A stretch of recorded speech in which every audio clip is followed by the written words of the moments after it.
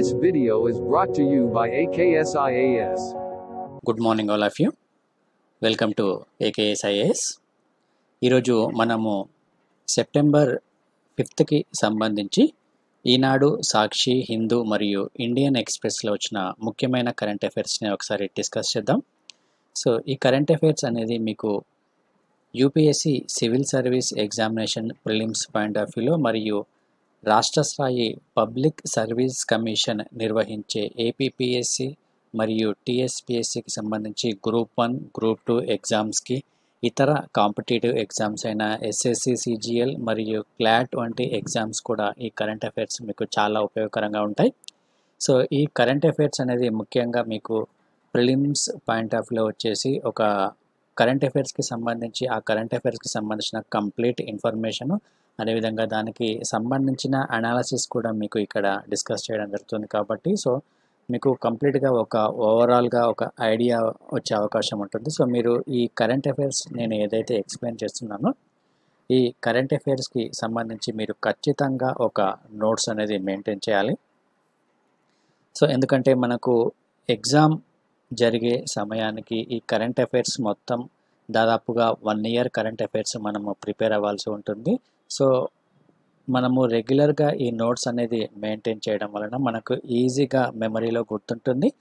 దాంతోపాటు మనము ఎగ్జామ్కి వెళ్ళే ముందు ఒకసారి మనం రాసుకున్న నోట్స్ కనుక ఒకసారి రెఫర్ చేసుకుంటే సో ఈజీగా మనకు క్వశ్చన్స్ అటెంప్ట్ చేసే అవకాశం ఉంటుంది. కాబట్టి సో ఖచ్చితంగా మీరు ఒక నోట్స్ అనేది మెయింటైన్ చేయాలి ఈ కరెంట్ అఫైర్స్కి సపరేట్గా. సో ఇక ఈరోజు కరెంట్ అఫైర్స్లోకి వెళ్ళే ముందు నిన్న ఇచ్చిన క్వశ్చన్స్ ఏవైతే ఉన్నాయో ఆ క్వశ్చన్స్కి ముందుగా నేను ఆన్సర్స్ ఎక్స్ప్లెయిన్ చేయడం జరుగుతుంది. సో ఫస్ట్ క్వశ్చన్ ఒకసారి కనుక మనం గమనిస్తే, defence production export promotion policy 2020 ప్రకారము భారత్ రక్షణ తయారీ టర్నోవర్ లక్ష్యం ఎంత అని ఇక్కడ క్వశ్చన్ అడగడం జరిగింది. సో ఇటీవల ఈ డిఫెన్స్ రంగానికి సంబంధించి చాలాసార్లు మనము వార్తల్లో చదువుకున్నాం. సో ఇక్కడ 4 ఆప్షన్స్ ఇవ్వడం జరిగింది. సో 1,50,000 కోట్లు, 1,75,000 కోట్లు, 2,25,000 కోట్లు, 4th ఆప్షన్ వచ్చేసి మనకు 3,75,000 కోట్లుగా ఇక్కడ 4 ఆప్షన్స్ ఇవ్వడం జరిగింది. సో ఇక్కడ దీనికి సంబంధించి కరెక్ట్ సమాధానం గనక చూస్తే ఇది మనకు 1,75,000 కోట్ల టర్నోవర్ లక్ష్యాన్ని సాధించాలని సో ఈ defence production and export promotion policy 2020 ప్రకారము నిర్ణయించడం అనేది జరిగింది. సో ఎప్పటి వరకు అంటే 2025వ సంవత్సరం నాటికి ఇంత లక్ష్యాన్ని చేర్చుకోవాలని నిర్దేశించడం అనేది జరిగింది. సో ఇటీవల డిఫెన్స్ రంగానికి సంబంధించి నేను బడ్జెట్లో కేటాయించిన అమౌంట్, అదేవిధంగా సో దానికి సంబంధించి స్వదేశీ రంగంలో ఈ రక్షణ రంగం యొక్క స్వయం స్వావలంబన సాధించే దిశగా తీసుకున్న చర్యల గురించి నేను ఆల్రెడీ మీకు కరెంట్ అఫైర్స్లో క్లియర్గా ఎక్స్ప్లెయిన్ చేయడం జరిగింది. సో అందులో భాగంగానే మనకు ఈ యాంగిల్లో మనకు క్వశ్చన్ అడిగే అవకాశం అనేది ఉంటుంది. కాబట్టి సో ఇక్కడ ఇది గుర్తుంచుకోండి, 1,75,000 కోట్ల రూపాయలు.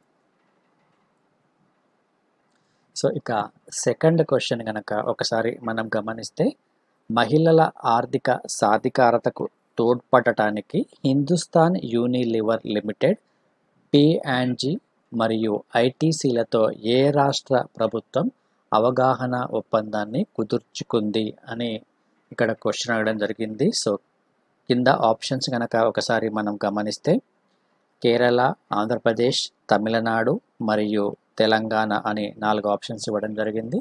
సో ఇటీవల ఆంధ్రప్రదేశ్ రాష్ట్ర ప్రభుత్వము మహిళా స్వయం సాధికారతలో భాగంగా సో మహిళలలో ఉన్న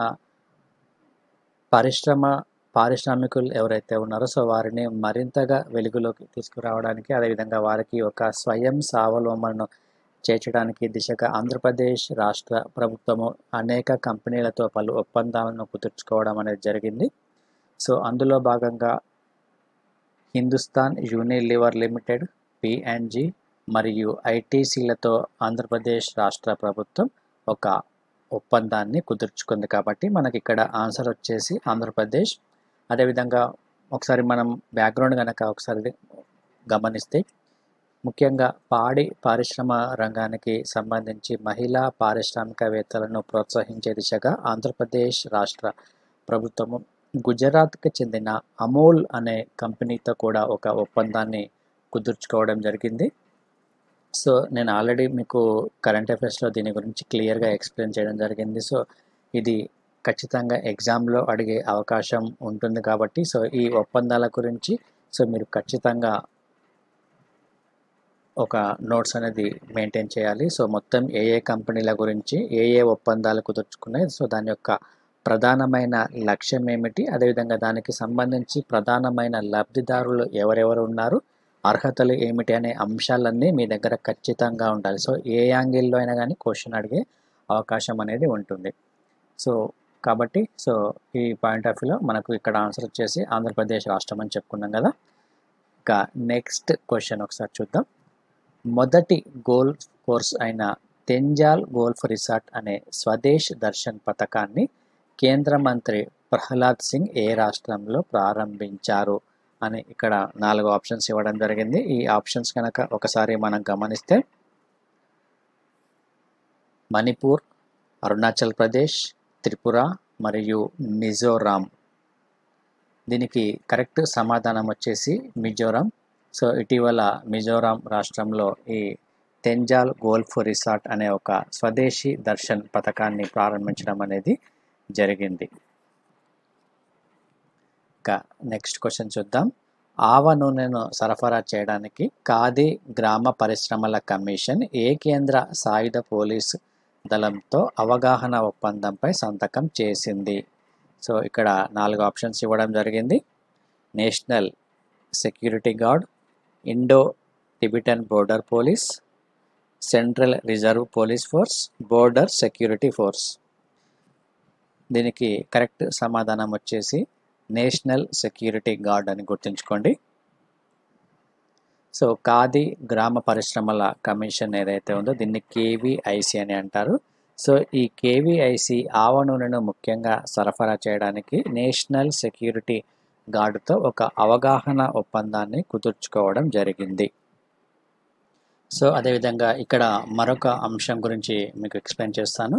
ఈ ఖాదీ మరియు గ్రామ పరిశ్రమల కమిషన్ ఏదైతే ఉందో ఇది ఇటీవల ఇండో టిబెటన్ బార్డర్ పోలీస్కి సంబంధించి ఒక ఒప్పందాన్ని కూడా కుదుర్చుకోవడం జరిగింది.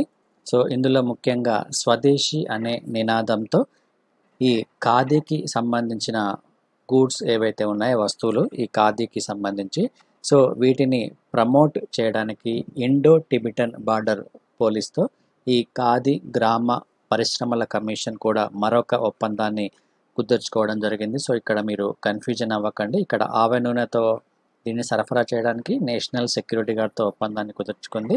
సో స్వదేశీ పథకంలో భాగంగా ఈ ఖాదీ వస్త్రాలను ప్రోత్సహించడానికి ఇండో టిబెటన్ బోర్డర్ పోలీస్తో ఒక ఒప్పందాన్ని కుదుర్చుకోవడం అనేది జరిగింది. ఇది కూడా మీరు గుర్తుంచుకోండి.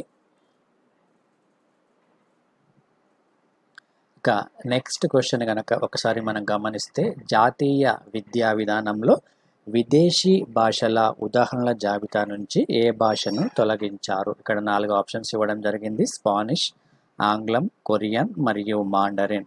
సో దీనికి కరెక్ట్ సమాధానం వచ్చేసి మాండరిన్ అనే భాషను తొలగించడం అనేది జరిగింది. సో ఇది మనకు ప్రిలిమ్స్ పాయింట్ ఆఫ్ వ్యూలో ఇంపార్టెంట్, గుర్తుంచుకోండి. సో ఇక ఈరోజు మనము కరెంట్ అఫైర్స్లోకి వెళ్తే ముఖ్యమైన కరెంట్ అఫైర్స్ కనుక ఒకసారి మనం ఇక్కడ గమనిస్తే so Rajnath Singh Shanghai cooperation మీటింగ్లో పాల్గొనడం అనేది జరిగింది. ప్రస్తుతం ఇది రష్యాలో జరుగుతుంది. Shanghai cooperation organisation ministry level meeting.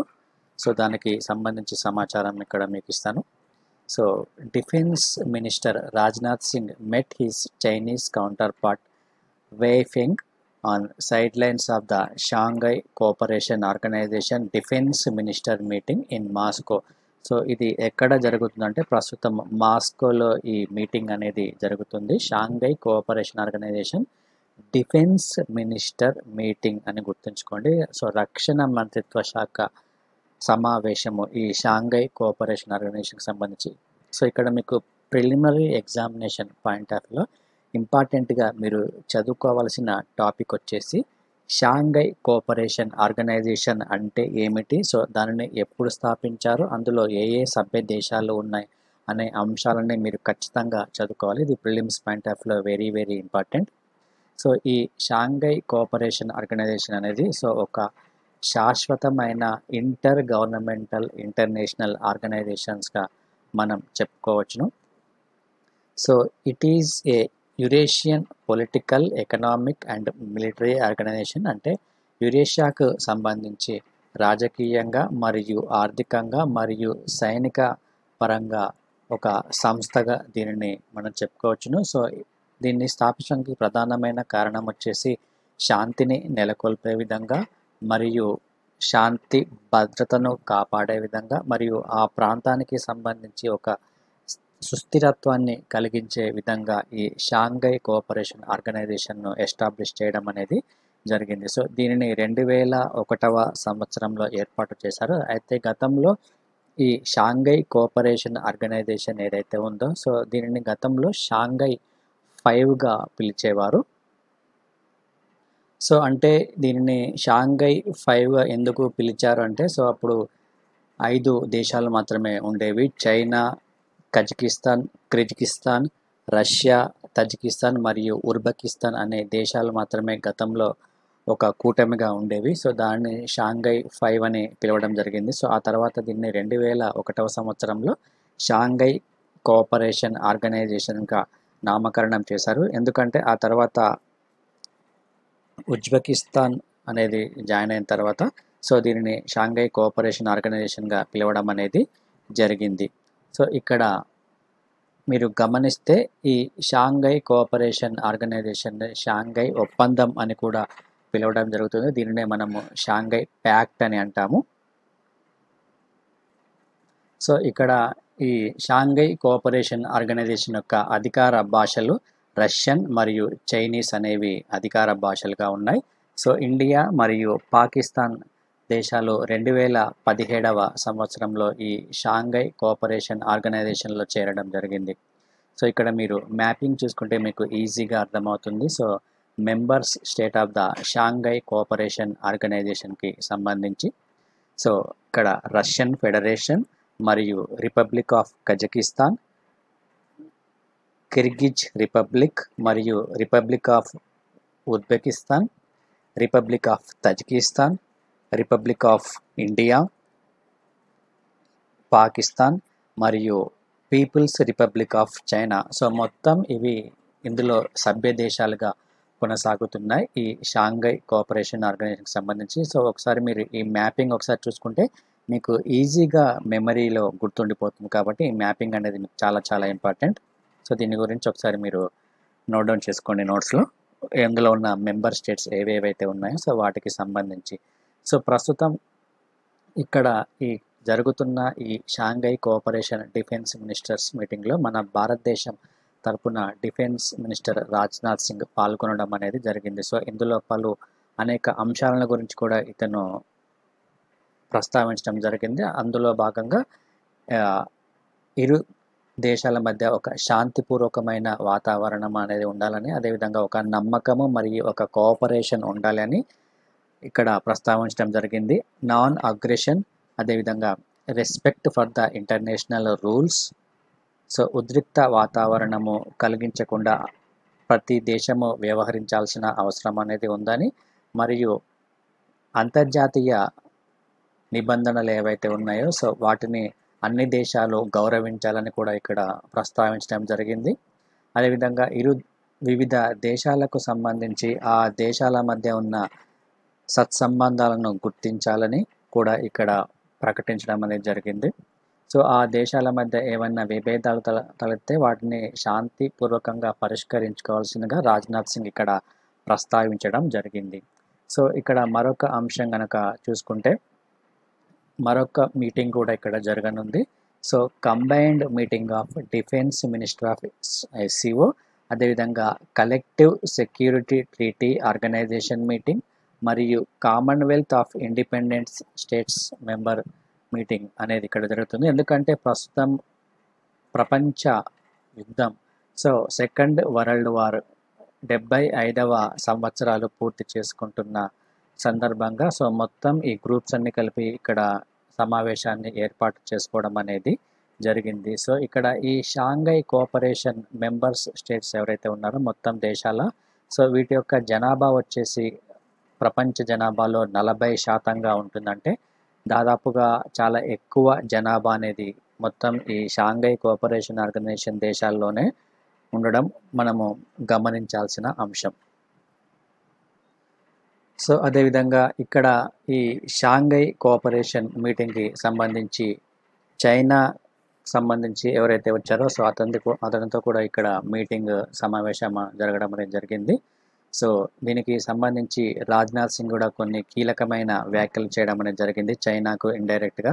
So తరచుగా ఈ సరిహద్దు వివాదాలను రేకెత్తున్న ఈ చైనా ఏదైతే ఉందో ఈ చైనాకు పరోక్ష సందేశంగా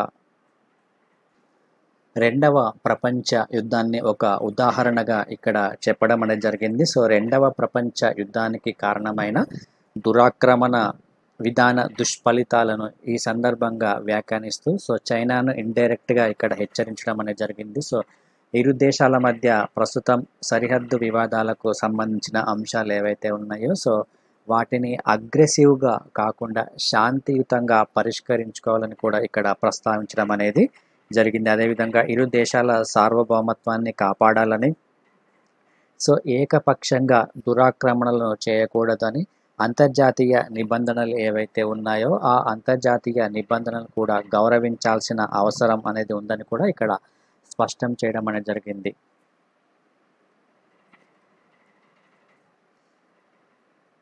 సో ఇవన్నీ మనకు ఇక్కడ ముఖ్యమైన అంశాలు. సో ఇక ఉగ్రవాదానికి సంబంధించి ఉగ్రవాదానికి వ్యతిరేకంగా ఈ సైబర్ టెర్రరిజం ఏదైతే ఉందో ఈ సైబర్ టెర్రరిజానికి వ్యతిరేకంగా ఈ Shanghai cooperation organisation regional anti terrorism structure చేపట్టిన చర్యలను గురించి కూడా భారతదేశం ప్రస్తావించడం అనేది జరిగింది. సో దీని గురించి కూడా ఒకసారి మీరు బ్యాక్గ్రౌండ్ ఒకసారి చూసుకోండి. రీజనల్ యాంటీ టెర్రరిజం స్ట్రక్చర్, దీన్నే ర్యాట్స్ అని అంటారు, RATS ర్యాట్స్. సో దీనికి సంబంధించి కూడా ఒకసారి మీరు బ్యాక్గ్రౌండ్ చూసుకోండి. ఎందుకంటే మనకి ఇక్కడ టెర్మినాలజీ వచ్చింది కాబట్టి ఫిల్మ్స్ పాయింట్ ఆఫ్ వ్యూలో అడిగే అవకాశం అనేది ఉంటుంది. సో అదేవిధంగా భారత్ మరియు చైనాకు సంబంధించి ఇరు దేశాలకు సంబంధించిన రక్షణ మంత్రులు కూడా ఇక్కడ భేటీ అవ్వడం జరిగింది. సో సరిహద్దుల్లో ఉద్రిక్తతలు ప్రస్తుతం తీవ్రమైన నేపథ్యంలో మాస్కోలో జరుగుతున్న ఈ మీటింగ్లో భారత్ మరియు చైనాకు చెందిన రక్షణ శాఖ మంత్రుల మధ్య కీలకమైన భేటీ జరిగిందని మనం చెప్పుకోవచ్చును. సో ఆ భేటీకి సంబంధించిన వార్త ఇక్కడ ఇవ్వడం జరిగింది. So Rajnath Singh meets Chinese counterpart Wei అని ఇక్కడ ఇవ్వడం జరిగింది. సో భారత రక్షణ శాఖ మంత్రి రాజ్నాథ్ సింగ్ చైనా రక్షణ శాఖ మంత్రి అయిన వి ఫెన్గీతో ఇక్కడ సమావేశం అయ్యారు. సో దీనికి సంబంధించి ఇరు దేశాల మధ్య ప్రస్తుతం జరుగుతున్న ఈ సరిహద్దుకు సంబంధించిన వివాదాలను కూడా వీరు చర్చించుకోవడం అనేది జరిగింది. సో అదేవిధంగా భారత్కి సంబంధించి ఇప్పుడు అండమాన్ సముద్రంలో ఒక నావికా విన్యాసం కూడా జరుగుతుంది. ఆ నావికా విన్యాసం గురించి కూడా ఇక్కడ చర్చించుకోవడం జరిగింది. సో ఆ నావికా విన్యాసం పేరు వచ్చేసి ఇంద్రా 2020 అని గుర్తుంచుకోండి. ఈ కీవర్డ్ చాలా చాలా ఇంపార్టెంట్, ఇంద్రా 2020. సో ఇది భారత్ మరియు రష్యాల మధ్య ఎక్కడ అంటే అండమాన్ నికోబార్లో ఉన్న స్ట్రెయిట్ ఆఫ్ మలక్కా ఏదైతే ఉందో మలక్కా జలసంధి ప్రాంతంలో ఈ సైనిక విన్యాసం అనేది కొనసాగుతుంది. ఇది గుర్తుంచుకోండి. దీని గురించి కూడా ఆల్రెడీ మీకు గతంలో మ్యాపింగ్ గురించి కూడా ఎక్స్ప్లెయిన్ చేయడం జరిగింది, ఈ మలక్కా జలసంధి గురించి. సో ఇది కూడా మనకు ప్రిలిమ్స్ పాయింట్ ఆఫ్ వ్యూలో చాలా చాలా ఇంపార్టెంట్. సో ఇక నెక్స్ట్ టాపిక్ కనుక ఒకసారి మనం గమనిస్తే Punjab rice exporters demand clarity on agriculture ordinance అని ఒక వార్త మనకు ఇక్కడ ప్రధానంగా ఇవ్వడం జరిగింది. అయితే మనకి ఇక్కడ ముఖ్యంగా గమనించాల్సింది మనకు ఎగ్జామ్ పాయింట్ ఆఫ్ వ్యూలో ఏ అంశాలు అవసరమవుతాయో ఓన్లీ అక్కడ ఆ కీవర్డ్స్ మాత్రమే మనం గమనించాలి. సో ఎందుకంటే మనకు యూపీఎస్సీ ప్రిలిమ్స్ ఎగ్జామ్స్లో ఎక్కడి నుంచైనా క్వశ్చన్ అడిగే అవకాశం ఉంటుంది. సో దాన్ని మనము ఎక్స్పెక్ట్ చేయలేము కాబట్టి సో ఇందులో ఉన్న కీవర్డ్స్ అనేది మనము వెతికి పట్టుకోవాలి. సో ఇందులో ఉన్న ప్రధానమైన కీవర్డ్స్ కనుక ఒకసారి మనం గమనిస్తే, ప్రస్తుతము ఈ ఒక ఆర్డినెన్స్ ఏదైతే ఉందో ఆ ఆర్డినెన్స్కు వ్యతిరేకంగా గతంలో ఈ పంజాబ్ రాష్ట్ర అసెంబ్లీ తీర్మానం చేయడం అనేది జరిగింది. సో ఆ ఆర్డినెన్స్ కేంద్ర ప్రభుత్వం తెచ్చిన ఆర్డినెన్స్ కాబట్టి మనకు ఇంపార్టెంట్. అదే రాష్ట్ర ప్రభుత్వం తెచ్చిన ఆర్డినెన్స్ అయితే మనకు ఎగ్జామినేషన్ పాయింట్ ఆఫ్ వ్యూలో ఇంపార్టెంట్ కాదు. సో ఇక్కడ ఇంపార్టెన్స్గా మనం గుర్తించాల్సింది, కేంద్ర ప్రభుత్వం తెచ్చిన ఆర్డినెన్స్ను పంజాబ్ రాష్ట్ర ప్రభుత్వం వ్యతిరేకిస్తూ గత వారంలో అసెంబ్లీలో ఒక తీర్మానం చేయడం జరిగింది. ఆ ఆర్డినెన్స్ అనేది మనకు ఎగ్జామినేషన్ పాయింట్ ఆఫ్ వ్యూలో ఇంపార్టెంట్, అది గుర్తుంచుకోండి. సో ఇక్కడ ఈ ఆర్డినెన్స్ ఏమిటి అంటే, farmers produce trade and commerce promotion and facilitation ఆర్డినెన్స్గా మనం చెప్పుకోవచ్చును. సో ఇది రైతులకు సంబంధించి కేంద్ర ప్రభుత్వం తీసుకువచ్చిన ఆర్డినెన్స్ ఇది. So the farming produce trade commerce promotion facilitation ordinance 2020 అని గుర్తుంచుకోండి. సో దీనిని తీసుకురావడానికి గల ప్రధానమైన కారణం కనుక ఒకసారి మనం గమనిస్తే, సో ప్రస్తుతం దేశంలో ఉన్న రైతులు ఎవరైతే ఉన్నారో సో వారు తమ యొక్క ఉత్పత్తులను మార్కెటింగ్ చేసుకోవడానికి, అదేవిధంగా ఒక రాష్ట్రం నుంచి మరొక రాష్ట్రానికి సరఫరా లేదా మార్కెటింగ్ చేసుకోవడానికి అనేక రకమైన ఆంక్షలను ఎదుర్కొంటున్న నేపథ్యంలో ఈ ఆర్డినెన్స్ను కేంద్ర ప్రభుత్వం తీసుకురావడం అనేది జరిగింది. సో నోటిఫై చేసిన ఏపీఎంసీ మార్కెటింగ్ యార్డ్స్ ఏవైతే ఉన్నాయో ఆ మార్కెటింగ్ యార్డ్ల వెలుపల రైతులు తమ యొక్క వ్యవసాయ ఉత్పత్తులు అమ్మడంపై అనేక ఆంక్షలు అనేవి ఉన్నాయి, అనేక నిబంధనలు అనేవి ఉన్నాయి. అదేవిధంగా రైతులు తమ యొక్క ఉత్పత్తులను రాష్ట్ర ప్రభుత్వము రిజిస్టర్ చేసిన లైసెన్సు ఉన్న వాటికి మాత్రమే అమ్మాలి అనే పరిమితులు కూడా గతంలో ఉన్నాయి. సో రాష్ట్రాలు రూపొందించిన ఈ ఏపీఎంసీ చట్టాల వలన వివిధ రాష్ట్రాల మధ్య వ్యవసాయ ఉత్పత్తుల రవాణా అనేది సక్రమంగా జరగటం లేదు. సో దీనికి అనేకమైన ఆంక్షలను విధించడం అనేది జరిగింది రాష్ట్ర ప్రభుత్వాలు. సో దీనిని తొలగించడానికే కేంద్ర ప్రభుత్వం ఈ ఆర్డినెన్స్ను తీసుకురావడం అనేది జరిగింది. ఈ ఆర్డినెన్స్ వలన రైతులు, వ్యాపారులు, అదేవిధంగా ఈ వ్యాపారులు ఎవరైతే ఉన్నారో సో వీరు ఈ వ్యవసాయ ఉత్పత్తులు ఏవైతే ఉంటాయో ఈ వ్యవసాయ ఉత్పత్తులను సో తమకు ఎక్కడ ఇష్టం ఉంటే అక్కడ కొనుగోలు చేయడానికి మరియు అమ్మడానికి ఒక స్వేచ్ఛాపూర్వకమైన వాతావరణం కల్పించేలా, సో ఎటువంటి అడ్డంకులు లేకుండా అంతర్రాష్ట్ర వ్యాపారానికి, అదేవిధంగా వారి యొక్క రాష్ట్రంలో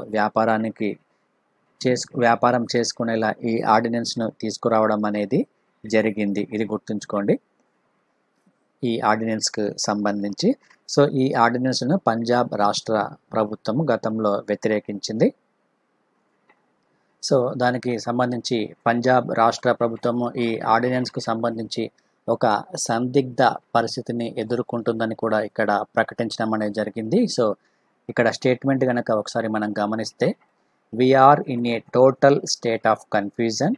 the central government's ordinance farmers produce trade and commerce ordinance ఏదైతే ఉందో సో ఇది created a parallel system allowing the farmers to sell their produce directly to exporters while the Punjab government has opposed the ordinance అని ఇక్కడ మనకు ఇవ్వడం జరిగింది. So ఇది ఒక సమాంతరమైన ఆర్డినెన్స్ అని పంజాబ్ రాష్ట్ర ప్రభుత్వంలో సో రైతులకు ఈ వ్యాపారులు ఎవరైతే ఉన్నారో వారికి ఎక్స్పోర్ట్ చేయడానికి కల్పించిన ఈ ఆర్డినెన్స్ను మేము వ్యతిరేకిస్తున్నామని ఇక్కడ ప్రకటించడం అనేది జరిగింది.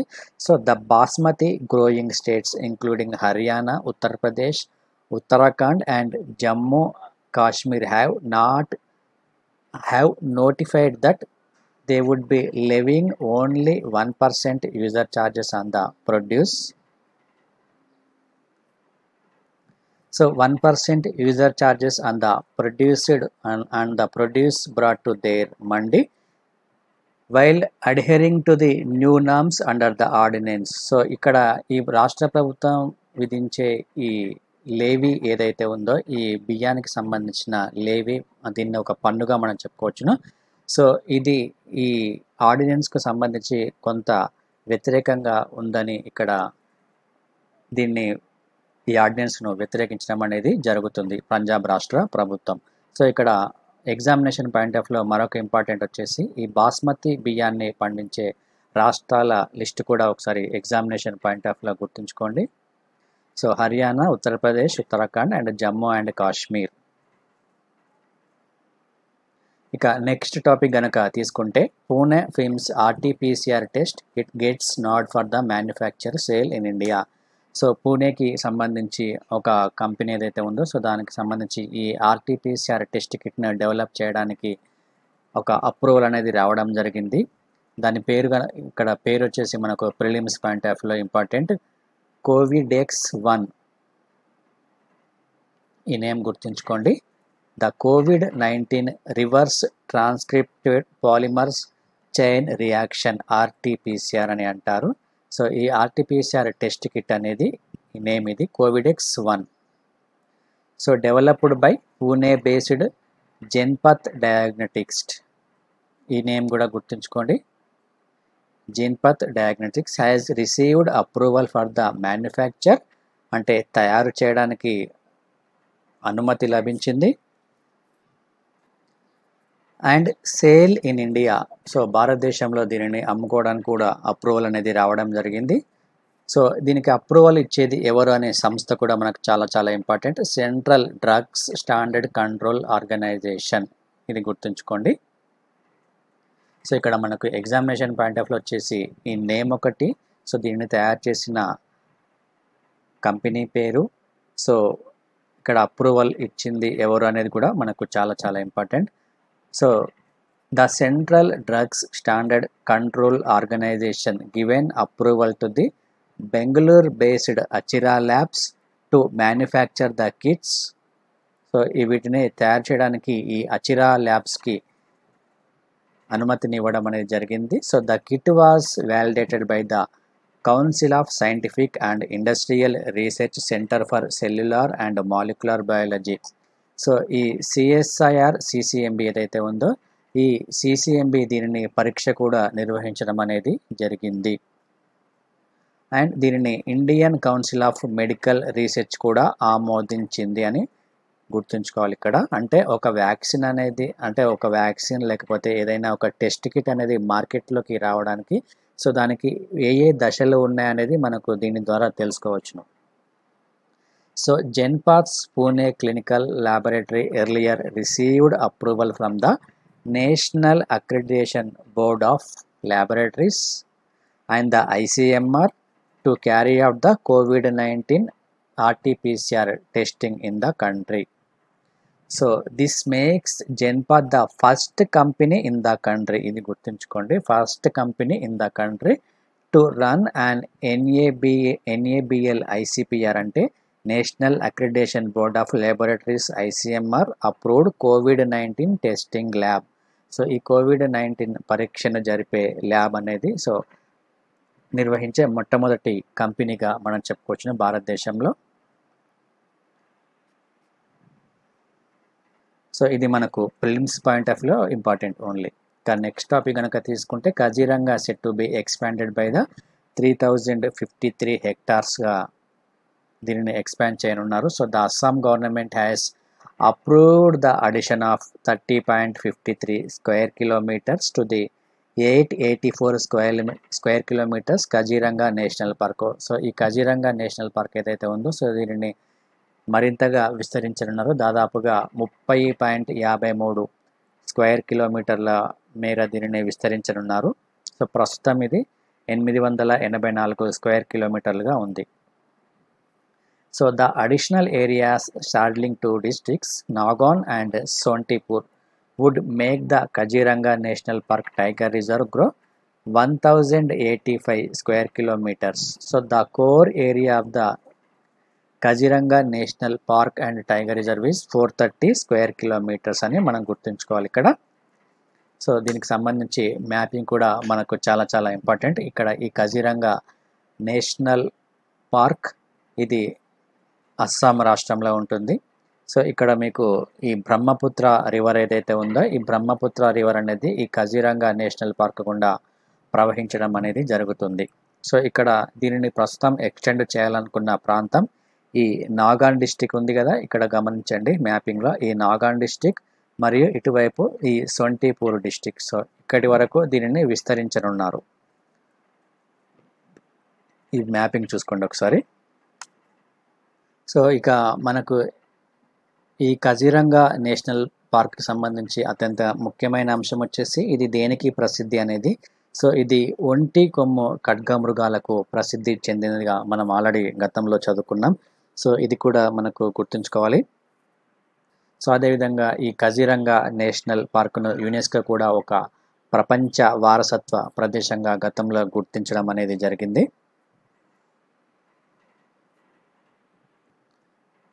సో ఇక నెక్స్ట్ టాపిక్ గనక చూసుకుంటే రష్యాస్ కోవిడ్-19 vaccine is safe study.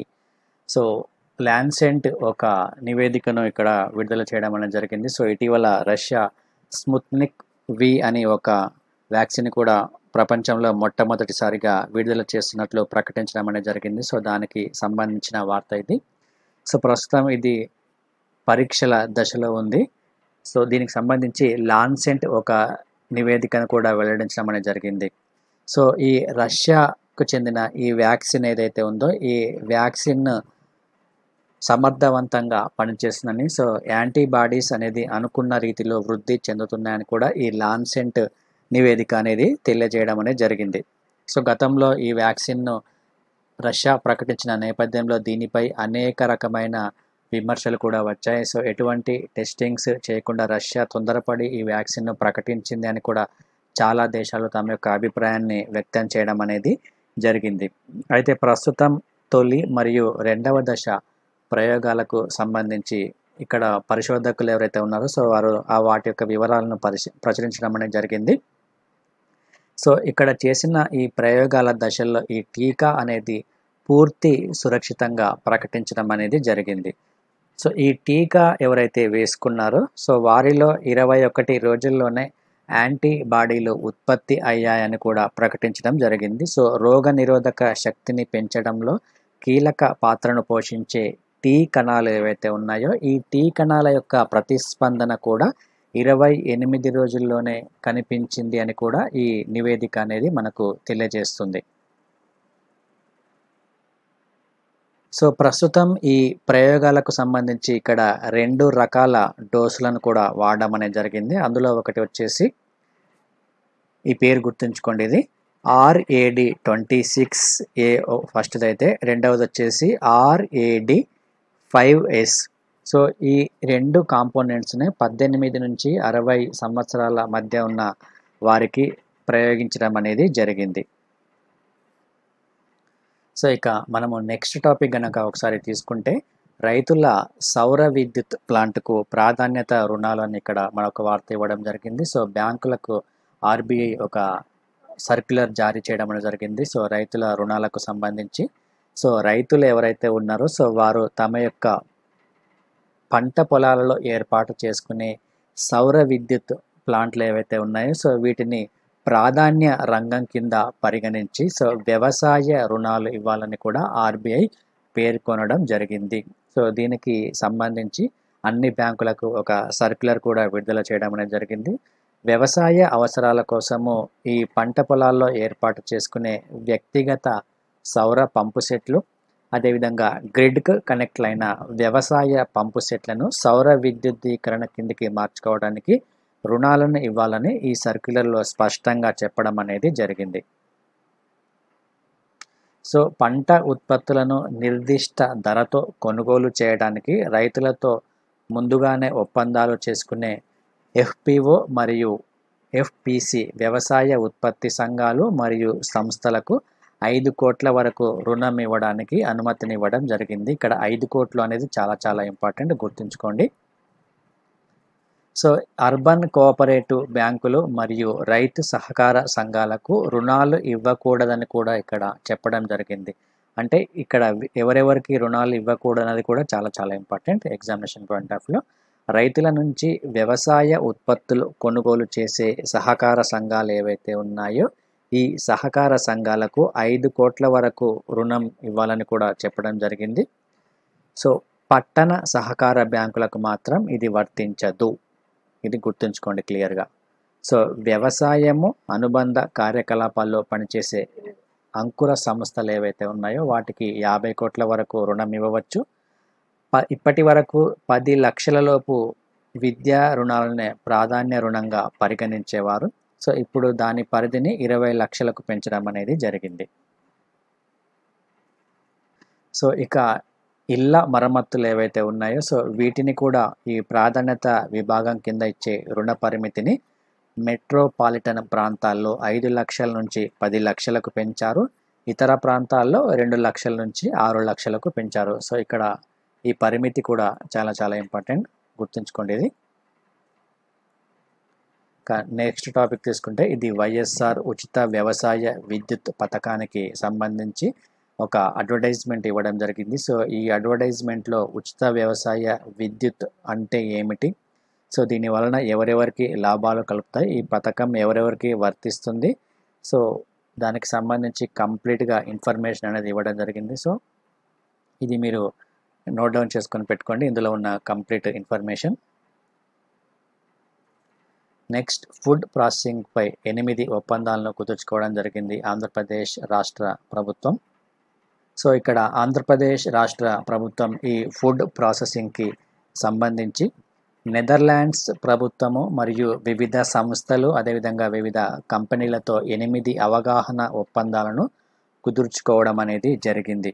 So దీనిపై ఒక సమీక్షా సమావేశాన్ని కూడా నిర్వహించడం జరిగింది ఆంధ్రప్రదేశ్ రాష్ట్ర ముఖ్యమంత్రి. ఫుడ్ ప్రాసెసింగ్లో పెద్ద పెద్ద కంపెనీలతో అనుసంధానం అనేది చాలా ముఖ్యమని, సో దీని ద్వారా రైతులకు మరింత ప్రయోజనకరంగా ఉంటుందని మరియు ఇటువంటి అంశాల్లో మహిళా గ్రూపులను కూడా ప్రోత్సహించాల్సిన అవసరం అనేది ఉందని, సో వ్యవసాయ ఉత్పత్తుల మార్కెటింగ్కు ఇది ఒక ప్రధానమైన అంశమని కూడా ఇక్కడ చెప్పడం జరిగింది. సో అందులో భాగంగానే వివిధ కంపెనీలతో ఈ అవగాహన ఒప్పందాలను కుదుర్చుకోవడం అనేది జరిగింది. అరటి పంటకు సంబంధించి ఎన్ఆర్సి బనానా తిరుచితో ఒక ఒప్పందం కుదుర్చుకున్నారు. ఈ నేమ్ గుర్తుంచుకోండి, ఎన్ఆర్సి బనానా తిరుచితో ఒప్పందం అరటి పంటకు సంబంధించి.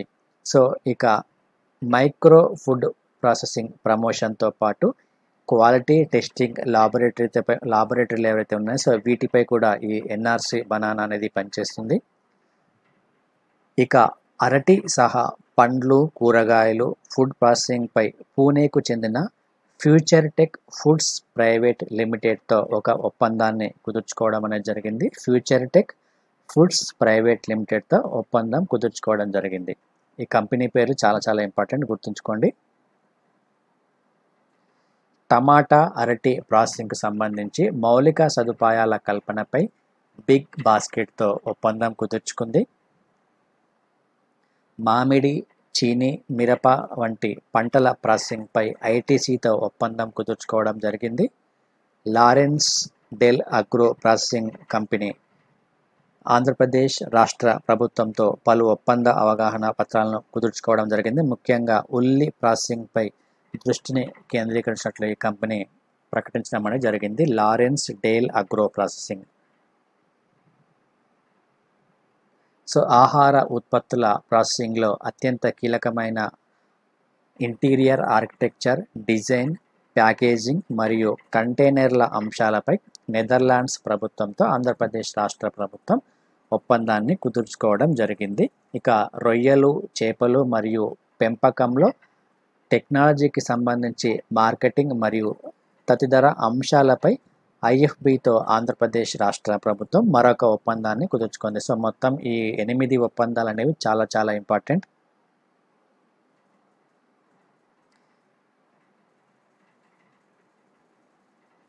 మరొక కంపెనీ వచ్చేసి అంపైర్ కంపెనీ. సో ఈ అంపైర్ కంపెనీతో చేసుకున్న ఒప్పందం ఏమిటి అంటే రొయ్యలు, చేపల దిగుమతి మరియు రిటైల్ మార్కెటింగ్ సంబంధించి ఈ అంపైర్ కంపెనీతో ఒప్పందం.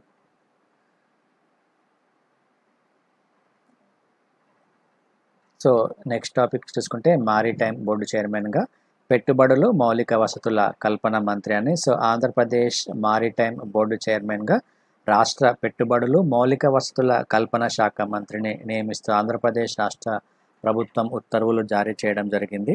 సో మనం ఇది గుర్తుంచుకోవాలి ప్రిలిమ్స్ పాయింట్ ఆఫ్ వ్యూలో. దీనికి చైర్మన్ ఎవరు అనేది గుర్తుంచుకోవాలి. ఇక నెక్స్ట్ ఎగుమతులు దిగుమతుల్లో సానుకూలత అనే ఒక ప్రకటన చేయడం జరిగింది కేంద్ర మంత్రి పీయూష్ గోయల్. సో ప్రస్తుతం భారత ప్రభుత్వం ఆర్థిక వ్యవస్థ అనేది సంక్షోభంలో కూడుకున్న నేపథ్యంలో ఎగుమతులు దిగుమతులకు సంబంధించి కొంతమేర సానుకూల పరిణామాలు ఉన్నాయని కూడా ఈ ప్రకటన చెప్పడం అనేది జరిగింది. సో ఇది కొంతమేరకు ఆశాజనకంగా ఉందని. సో భారత ఆర్థిక వ్యవస్థ ఏదైతే ఉందో ప్రస్తుతం అది వి షేప్లో కొనసాగుతుందని. అంటే వి షేప్ అంటే ఈ విధంగా ఉంటుందంటే సో సంక్షోభం అనేది ఏర్పడినప్పుడు ఆల్మోస్ట్ కిందికి వచ్చేసి సో తద్వారా తర్వాత క్రమక్రమంగా బలపడే అవకాశం ఉంటుందని కూడా ఇక్కడ చెప్పడం అనేది జరిగింది. సో గత కొంతకాలంగా ఈ లాక్డౌన్ అనేది కొనసాగిన నేపథ్యంలో ఆర్థిక వ్యవస్థ తీవ్రమైన ప్రభావాన్ని చూపుతుంది. సో మైనస్గా వెళ్ళిపోయింది మన ఆర్థిక వ్యవస్థ అనేది. సో దానికి సంబంధించి ఈ ఎగుమతులు దిగుమతులు ఏవైతే ఉన్నాయో ఈ ఎగుమతులు దిగుమతులు కొంతమేరకు సానుకూలంగా ఉన్నాయని ప్రకటన చేయడం అనేది జరిగింది.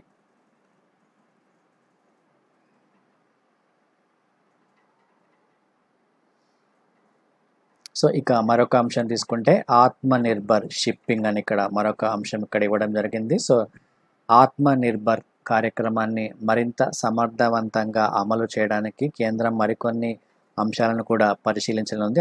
అందులో భాగంగా దేశీయంగా నిర్మించిన ఈ చార్టర్ టగ్ బోట్లు ఏవైతే ఉన్నాయో సో వీటిని ఉపయోగించాలని సో ప్రధాన ఓడరేవులకు తాజాగా షిప్పింగ్ మంత్రిత్వ శాఖ ఆదేశాలను జారీ చేయడం అనేది జరిగింది. లోకల్ వోకల్ అనేది మనకు చాలా చాలా ఇంపార్టెంట్. అందులో భాగంగానే ఇక్కడ దేశీయంగా తయారు చేసిన బోట్లనే వినియోగించాలని కూడా చెప్పడం జరిగింది. సో దీని ద్వారా దేశీయ షిప్ బిల్డింగ్ పరిశ్రమలో మరింత వృద్ధి అనేది కొనసాగే అవకాశం అనేది ఉంటుంది.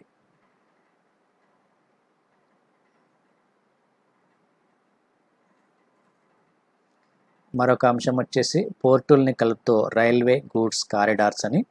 సో ఇది ఆంధ్రప్రదేశ్ రాష్ట్రానికి సంబంధించింది. సో రాష్ట్రంలో కొత్తగా నిర్మిస్తున్న పోర్టులు ఏవైతే ఉన్నాయో సో వాటిని అనుసంధానం చేస్తూ ఒక ప్రత్యేక సరకు రవాణాకు సంబంధించి రైల్వే కారిడార్ నిర్మాణానికి కేంద్ర ప్రభుత్వం ఆమోదం తెలపడం అనేది జరిగింది. సో ఇది ఆంధ్రప్రదేశ్ రాష్ట్రానికి సంబంధించి గుర్తుంచుకోండి ఇది. సో ప్రస్తుతం ఈ సరకు రవాణా చేయడానికి తూర్పు తీరంలో పోర్టులను అనుసంధానం చేస్తూ దాదాపుగా 4000 కిలోమీటర్ల మేర ఈ రవాణా రైల్వే కారిడార్ను నిర్మించాలని కేంద్ర ప్రభుత్వం ప్రణాళికలు రూపొందించింది. అందులో భాగంగా మన ఆంధ్రప్రదేశ్ రాష్ట్రానికి సంబంధించి సో రాష్ట్రంలో ప్రస్తుతం ఉన్న పోర్టులు ఏవైతే ఉన్నాయో వాటితో పాటు కొత్తగా తలపెట్టిన భావనపాడు, కాకినాడ సెచ్, మచిలీపట్నం, ఈ రామాయపట్నం పోర్టులను కూడా ఈ ప్రాజెక్టులో అనుసంధానం చేయాలంటూ గతంలో ఆంధ్రప్రదేశ్ రాష్ట్ర ప్రభుత్వం కేంద్ర ప్రభుత్వాన్ని ఒక లేఖ రాయడం అనేది జరిగింది. సో ఇక్కడ ఈ ఆర్గనైజేషన్ పేరు వచ్చేసి dedicated freight corridor corporation of India అనేది మొత్తం ఈ వ్యవహారాలను చూసుకుంటుంది. ఈ రవాణాకు సంబంధించిన కారిడార్కి సంబంధించిన వ్యవహారాలను. సో దీనికి ఆంధ్రప్రదేశ్ రాష్ట్ర ప్రభుత్వం ఒక లెటర్ను రాయడం జరిగింది. సో దానికి స్పందిస్తూ సో రాష్ట్రం మీద ప్రస్తుతం ఈ 2 సరకు రవాణా కారిడార్ల నిర్మాణానికి ఆమోదం తెలపడం అనేది జరిగింది.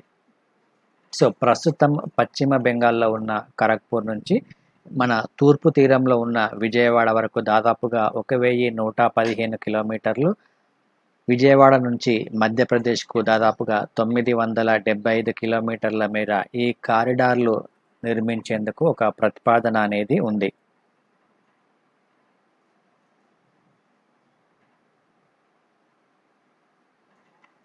సో ప్రస్తుతం ఆంధ్రప్రదేశ్ రాష్ట్రానికి సంబంధించి ఈ కారిడార్ల హ్యాండ్లింగ్ సామర్థ్యం ఏ విధంగా ఉంటుందంటే 100 మిలియన్ టన్నులుగా ఉంటే సో కొత్తగా ఈ 4 పోర్టులు కనుక అందుబాటులోకి వస్తే 2025 నాటికి వీటి యొక్క సామర్థ్యము 400 మిలియన్ టన్నులకు చేరే అవకాశం అనేది ఉంటుంది.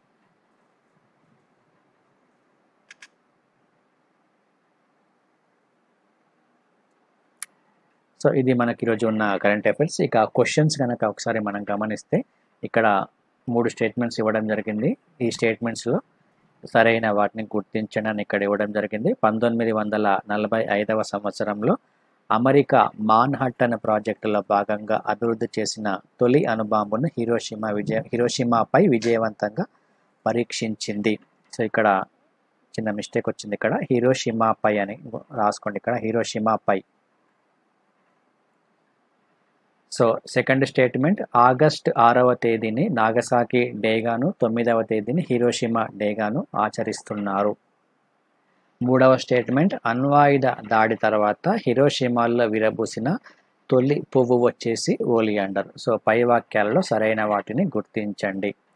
ఇక సెకండ్ క్వశ్చన్ ఐక్యరాజ్య సమితిలో అత్యంత శక్తివంతమైన భద్రతా మండలికి తాత్కాలిక సభ్య దేశాలకు జరిగిన ఎన్నికల్లో భారత్ ఘన విజయం సాధించింది అనేది మొదటి స్టేట్మెంట్. సెకండ్ స్టేట్మెంట్ భారత్ భద్రతా మండలికి ఎన్నిక కావడం ఇది 8వసారి.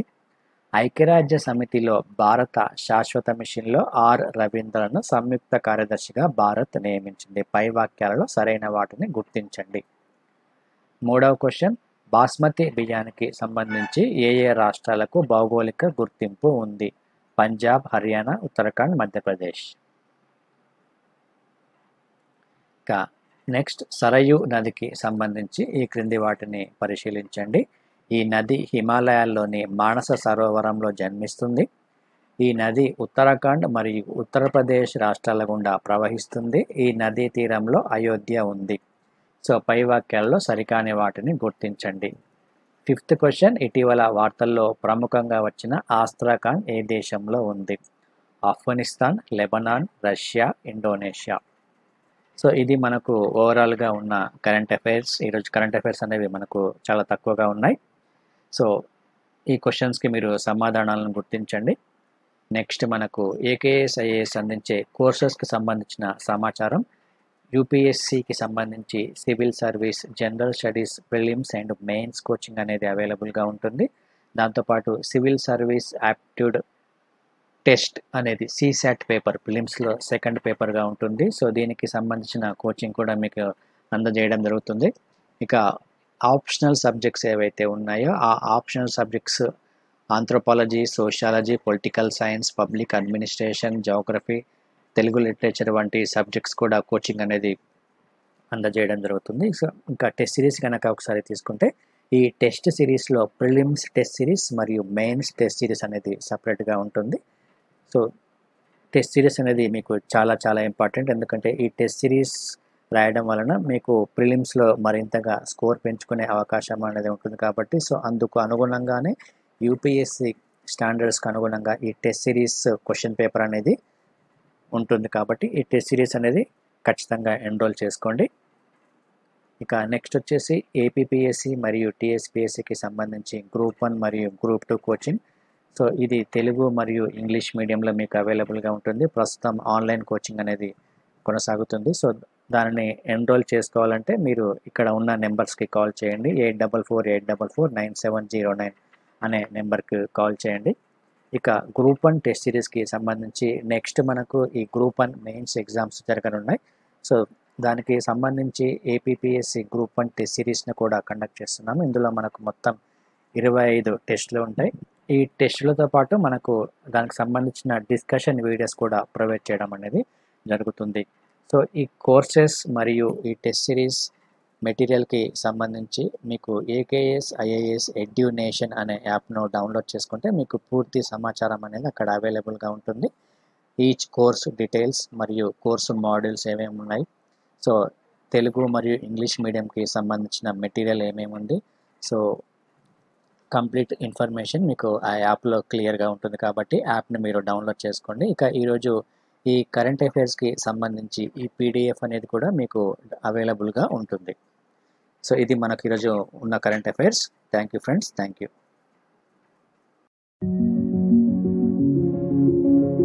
This video is brought to you by AKSIAS.